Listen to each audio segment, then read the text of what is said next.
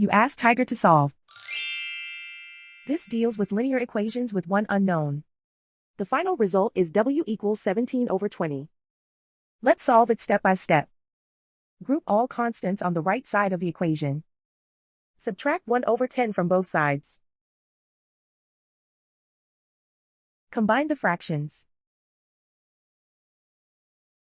Combine the numerators. Reduce the zero numerator. Simplify the arithmetic. Find the lowest common denominator.